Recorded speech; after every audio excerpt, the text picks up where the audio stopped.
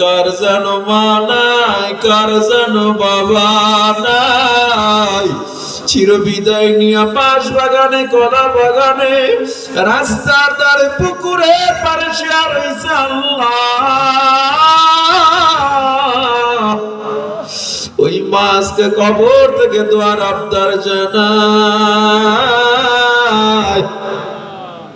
সন্তান আজকে পাকা দ্বারা যুব সমাজের মাহফিলে যাও, আমার জন্য দোয়া না করে ফিরিস না। ও আল্লাহ, এখানে অনেকে আজকে গিয়া এখনো দেখবে ঘরে মা অপেক্ষায়, বাবা অপেক্ষা, অনেকে দেখবে মায়ের বিছানাটা খালি, বাবার বিছানাটা খালি, কবরের বাসিন্দা। যেই মা আমাদের গর্বে রেখে এত কষ্ট করেছে আল্লাহ, আমাদের পেটে যদি 1 কেজি 2 কেজির পাথর বেঁধে দেওয়া হয়, একদিন 2 দিনের বেশি রাখতে পারবো না। আর আমার মা আমাদেরকে 10 মাস পর্যন্ত গর্বে রাখলো।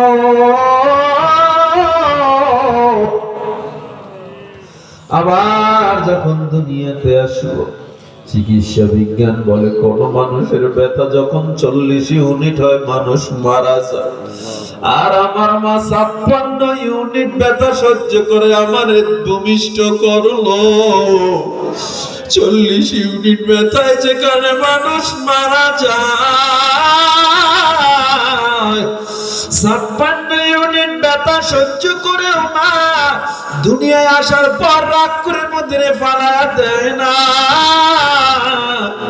চেহারার দিকে তাকায় মা সব ব্যথা ভুলে গেছে আল্লাহ। আমরা দূরে গেলে মা ঘরে ভালো খাবার মুখে দিতে পারতো না। বাবা এসে বলতো, বিবিরে কেন খাও না? মায়ের ঠোঁট 2টা থর থর করে কাঁপতো। বলতো, স্বামী আমার বুকের মানিকটা দূরে পড়ালেখা করে, চাকরি করে, কাজের জন্য দূরে গেছে। ربنا ظلمنا أنفسنا وإن لم تغفر لنا وترحمنا لنكونن من الخاسرين ربنا آتنا في الدنيا حسنة وفي الآخرة حسنة وقنا عذاب النار رب ارحمهما كما ربياني صغيرا رب ارحمهما كما ربياني صغيرا اللهم اكفني بحلالك عن حرامك وأغنني بفضلك عما سواك اللهم اجعل في عيني صغيرا وفي أعين الناس كبيرا اللهم عافني في بدني اللهم عافني في سمعي اللهم عافني في بصري لا إله إلا أنت اللهم إني أعوذ بك من عذاب القبر اللهم إني أعوذ بك من الكفر والفقر لا إله إلا أنت يا حي يا قيوم لا إله إلا أنت برحمتك أستغيث يا ذا الجلال والإكرام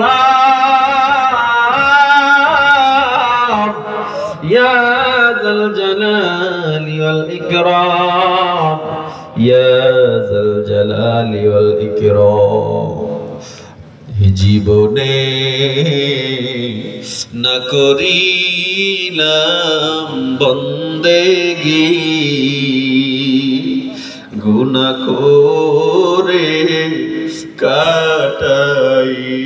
কাটাইলাম জিন্দেগি আদর করিয়া মানুষ আল্লাহ বানায়া কেমনে দিবা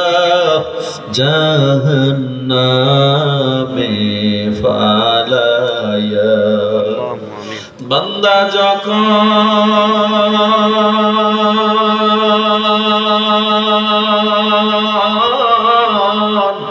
জাহান্নামে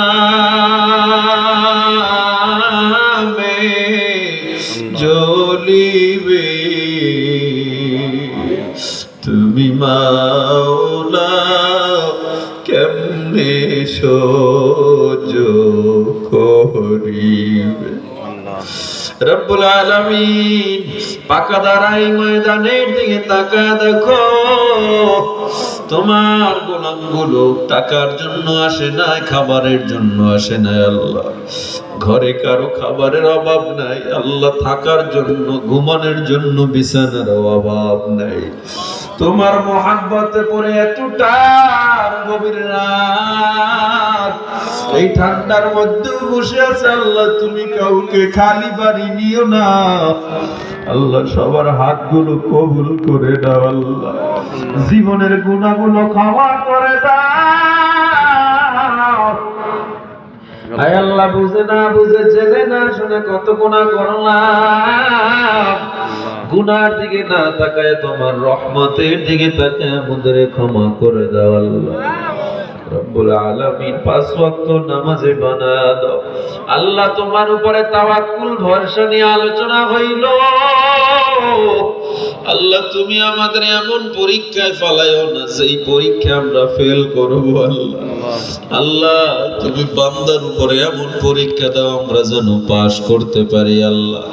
অভাবে তোমার শরণাপন্ন হওয়ার তৌফিক দাও, অসুস্থতায় তোমার কাছে যাওয়ার তৌফিক দাও রব্বুল আলামিন। গুনাহগার বানায় কবরে নিও না আল্লাহ। আল্লাহ যারা হাত উঠাইছে জানি না কার যেন মা নাই, কার যেন বাবা নাই, চির বিদায় নিয়ে বাঁশ বাগানে, কলা বাগানে, রাস্তার ধারে, পুকুরের পারে শেয়ার হয়েছে আল্লাহ। ওই মাছকে কবর থেকে দোয়ার আবদার জানাই। সন্তান আজকে পাকা দ্বারা যুব সমাজের মাহফিলে যাও, আমার জন্য দোয়া না করে ফিরিস না ও আল্লাহ। এখানে অনেকে আজকে গিয়া এখনো দেখবে ঘরে মা অপেক্ষায়, বাবা অপেক্ষায়, অনেকে দেখবে মায়ের বিছানাটা খালি, বাবার বিছানাটা খালি, কবরের বাসিন্দা। যেই মা আমাদের গর্বে রেখে এত কষ্ট করেছে আল্লাহ, আমাদের পেটে যদি 1 কেজি 2 কেজির পাথর বেঁধে দেওয়া, একদিন 2 দিনের বেশি রাখতে পারবো না। আর আমার মা আমাদেরকে 10 মাস পর্যন্ত গর্ভে রাখলো,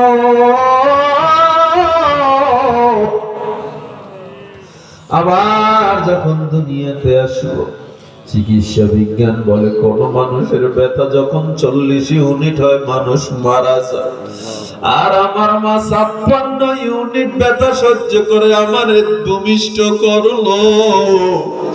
40 ইউনিট ব্যথায় যেখানে মানুষ মারা যায়,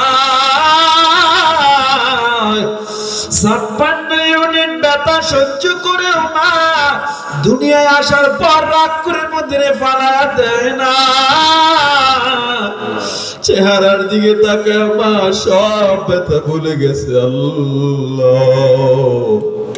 আমরা দূরে গেলে মা ঘরে ভালো খাবার মুখে দিতে পারতো না।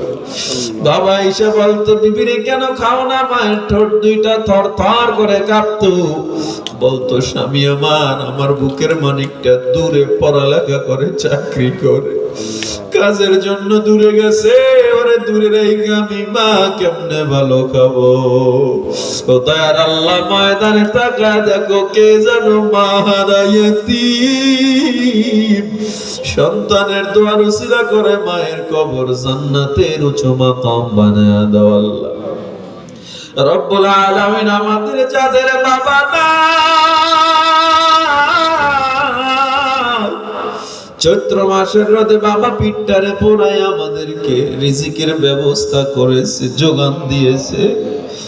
আরে কোনো আষাঢ় মাস নাই, শীত মাস নাই, বাবা গাধার মতো কেটে কেটে সংসার চালাইছে।